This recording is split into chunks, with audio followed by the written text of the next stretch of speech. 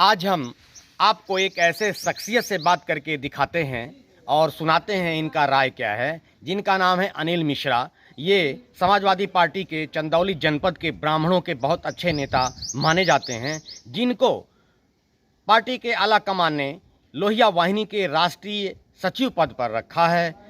फिलहाल ये छोटे बचपन से लेकर जिस समय बनारस जिला हुआ करता था, उस समय साहबगंज अपने विधानसभा से ये विधानसभा अध्यक्ष कह लें या ब्लॉक अध्यक्ष कह लें, वहाँ से इन्होंने सफ़र शुरू किया था। आज इनके ऊपर जब विधानसभा चुनाव 2022 का भारी प्रभाव ये इनका देखना है कि ये अपने चंदौली जनपद के चारों विधानसभाओं पर कैसा प्रभाव डालते हैं, ये इनका क्या कहना है, ये कैसे दिशा को मोड़ते हैं और समाजवादी पार्टी को जीत में बदलते हैं। मैं आपको सुनाता हूं इनसे बात करके। आइए मैं सुनाता हूं इनका क्या कहना है। नेताजी, हमारे दर्शकों को पहले अपना परिचय बता दीजिए।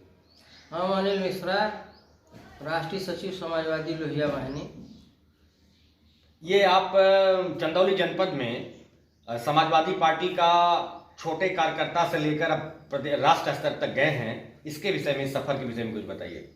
देखिए, अगर कहा जाए तो 1993 में 92 में समाजवादी पार्टी बनी थी। नेताजी रामकोला से वापस लौट रहे थे इसी बनारस के सेंट्रल जेल में, और नेताजी को सेंट्रल जेल में रखा गया था। जेल में ही समाजवादी पार्टी की नींव पड़ी है। और 93 में भी हम लोग छात्र राजनीति से उठे तो सीधे समाजवादी पार्टी और नेताजी की नीतियों को पसंद करके हम लोगों ने समाजवादी पार्टी का झंडा ढूंढने का काम किया। तब से लगातार ब्लॉक कमेटी से लेके जिला कमेटी तक योजना सभा का ब्लॉक अध्यक्ष भी रहा हूँ, योजना सभा का ब्लॉक जिला उपाध्यक्ष रहा, यूथ ब्रिगेड का जिला अध्यक्ष रहा 4 बार, और अब पार्टी ने राष्ट्रीय सचिव लोहिया वाहिनी की भी जिम्मेदारी दी है। तो तब नेताजी, विधानसभा चुनाव आ गया है, नज़दीक आ गया है, अब लगभग समय भी लगता है, मैं कह सकता हूं कि नहीं रह गया है। ऐसे में चंदौली जनपद के हर विधानसभा के प्रत्याशियों को जो आपके समाजवादी पार्टी के हैं, इसको किस रूप में देख रहे हैं?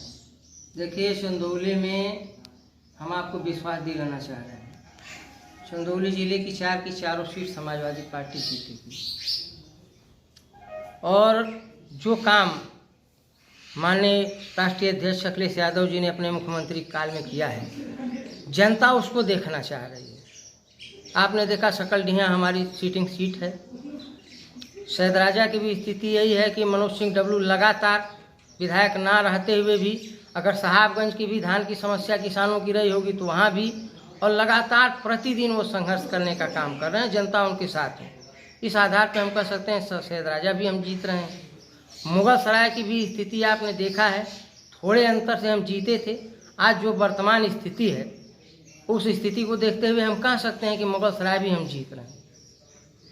और चकियाँ भी हमारा हमारी विधानसभा है, और जो सभी जाति धर्म का जो सहयोग समाजवादी पार्टी के साथ है, उस सहयोग के आधार पर हम कह सकते हैं कि चंदौली की चारों सीट समाजवादी पार्टी जीतने का काम है। नेताजी, एक सवाल जो है बहुत अहम रखता है ये कि ब्राह्मणों को समाजवादी पार्टी आपको ब्राह्मण का वोट लेने के लिए आपको पद दिया, और आप बखूबी एक सिपाही के रूप में कार्य करते हैं। भारतीय जनता पार्टी भी ब्राह्मणों को अपना मानती है, फिर भी एक तरफ कहीं आवाज़ आती है कि ब्राह्मणों का दमन भी भारतीय जनता पार्टी ने किया है। इसको किस नज़रिया से देखते हैं?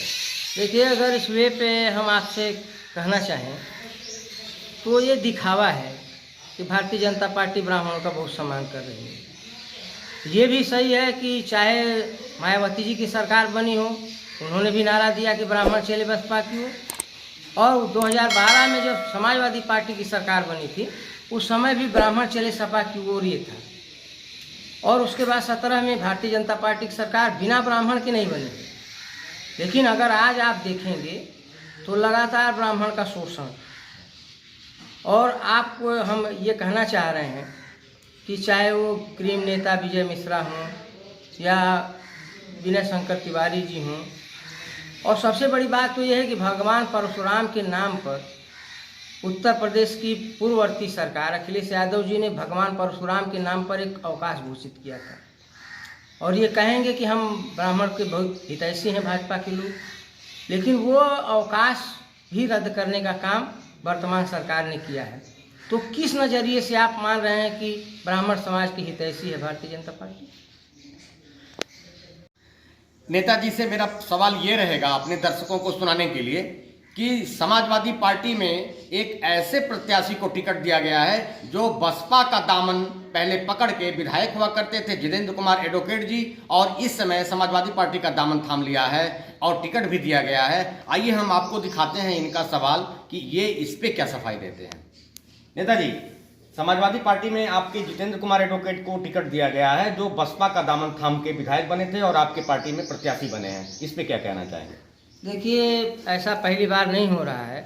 राजनीति में बहुत सारे लोग बहुत जगह रहते हैं और बहुत जगह जाके वो चुनाव जीत जाते हैं, विधायक हो जाते हैं।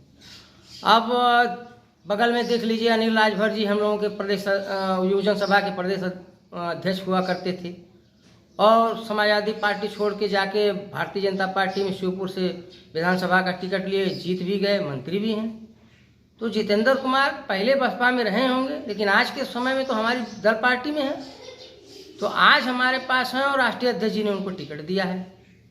तो अब राष्ट्रीय अध्यक्ष जी ने अगर उनको टिकट दिया है तो सबको, समाजवादी पार्टी के लोगों को मान लेना चाहिए कि ना, राष्ट्रीय अध्यक्ष जी का फैसला है और उसको मानते हुए सब लोगों को राष्ट्रीय अध्यक्ष जी के फैसले पर अपनी स्वीकृति दे करके और उनको जिताने का काम करना है।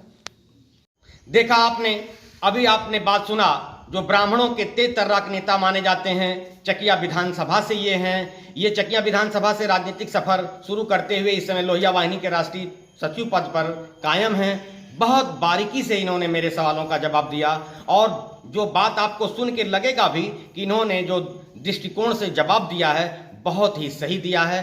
अब ये रिजल्ट कैसा बताएगा ये तो समय के गर्भ में है। बीच में अपने दर्शकों को मैं फिर से इनसे बात करके सुनाऊंगा कि इनका जिस समय चुनाव कड़े परिस्थितियों में चलेगा, इस भारतीय जनता पार्टी हो या समाजवादी पार्टी हो या बसपा पार्टी हो, ऐसा कैसा चल रहा है उत्तर प्रदेश पैटर्न पर भी मैं आपको बात करके सुनाऊंगा। फिलहाल मैं अपने सहयोगी राजकुमार के साथ चंद्रभूषण चौबे, ईटीवी चंद्रपुर।